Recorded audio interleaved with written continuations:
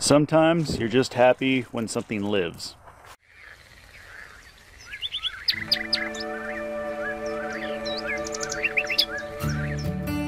So the good news is the Royal Empress Tree made it through winter. It's putting on brand new leaves, and as a matter of fact, we even have some flowers. Not quite the flowers that you would see in the pretty pictures with this big huge plume of purple all over the place, but enough to let us know that it lived and it's growing, so that's good news. Down here you can see that the trunk, I mean, just look how massive that is. I don't have the biggest hands in the world, but I'm personally impressed with just how much this grows in a single season.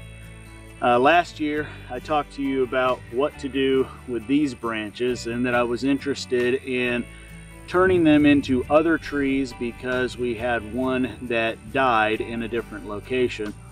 Now that it's starting to grow, I am going to try the air pruning method. So we're going to do that in a separate video and try to get these to root so we can take these two branches, sever them from this tree, and plant them somewhere else. So just wanted to share with you guys that, hey, it lived. I mean, that was a pretty exciting thing for us just to see that it even happened.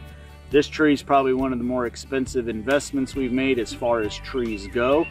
So it's nice to know that we got one that stayed around and is going to live for us. So let me know how things are going where you are. I know a lot of you are still in the cold and you just don't even know if your trees made it through winter yet, but maybe there's something you're just eager to find out. When the last frost passes, what's the first plant you're gonna go check on to see if it made it through winter or not?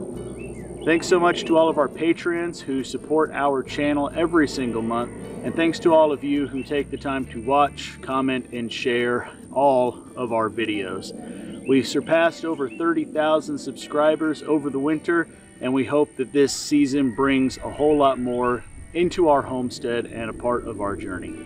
Thanks again. We'll see you next time. Bye.